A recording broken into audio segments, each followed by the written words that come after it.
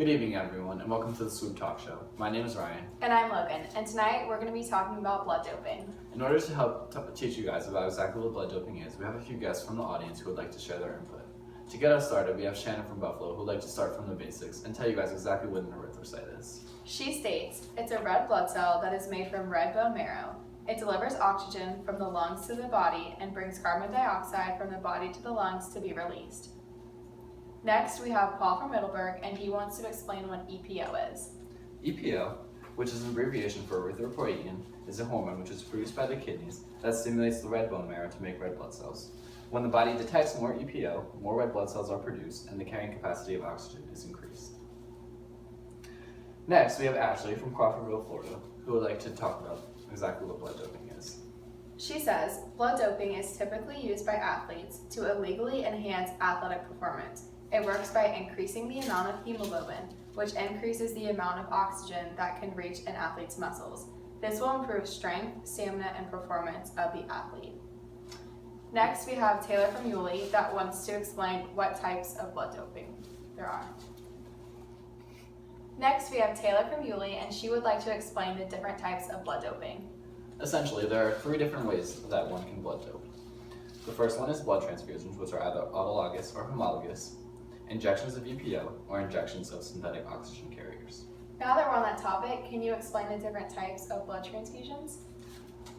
Autologous blood transfusions are when the patient's own blood is removed from the body and filtrated, and then placed back into the body. Homologous blood transfusions are when a compatible carrier donates the blood and is taken by the patient. Perfect. Next, we have a few members from the UNF cheerleading team in the audience who would like to show a performance of an athlete who has blood dope versus the performance of an athlete who has not blood doped.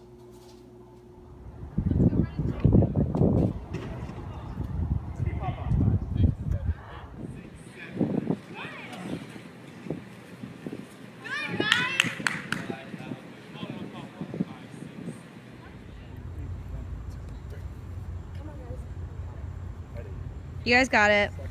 1, 2, 3, 4. Come on, guys. 1. Yes. Ready? 5, 6, 7, 8. 1, 3, 5. 5, Yay! 6, 7, 8. What? Oh no! Pepper, don't go. Hang on. Not that I'm telling you, like, yeah, get a C minus. Guys.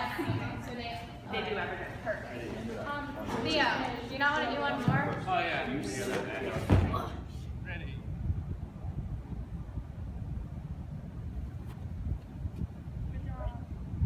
Back walk over, I think. Yep, back walk over. Ready? 5, 6, 7, 8. 1, 2. Okay. Now that we've seen how blood doping can positively enhance an athlete's performance, Megan from Jacksonville would like to tell you how blood doping can negatively affect an athlete's performance. The more dangerous risk factors include heart attack, stroke, kidney damage, and high blood pressure. With an increase of red blood cells, your blood becomes extremely thick. This can lead to a blood clot, which can cause a stroke or heart attack. It can also damage your kidneys because they are working so hard to make sure the body has enough red blood cells to match the amount of EPO that it has been injected. It can also cause high blood pressure due to thickness of the blood. Next, we have Andrew from North Carolina who would like to explain what happens to an athlete after they continue to blood dope. First off, the more you continue to blood dope, the more you increase your chance of death. Your body will not always be able to compensate for such an abundance of red blood cells and the thick blood that comes along with it. You can also get an infectious disease such as HIV, hepatitis B, and hepatitis C from tainted blood. The athlete is also at risk for a buildup of iron in the body, which can cause lung injuries or bacterial infections. Next, Theo from Fernandina Beach would like to talk about the psychological effects that blood doping can have on an athlete's life. An athlete can become psychologically dependent on blood doping. Also, the longer an athlete blood dopes, the higher the risk of tolerance or withdrawal. It can also change your mood and make you feel sluggish. Last, we have Chance Legstrong that would like to reflect on his experience with blood doping. During cycling the Tour de Duval, he recalls that it is not worth it because you will lose essentially more than you will gain. He quotes, "I remember always waking up in the middle of the night to do jumping jacks just to keep my heart rate up and to avoid a heart attack or a stroke." His last note he would like to leave off with is that it is better to work hard than to take the easy way out. Thanks for tuning in to this edition of the Swoop Talk Show. We hope you gained a lot of useful knowledge on blood doping. I'm Ryan. And I'm Logan. See you next time.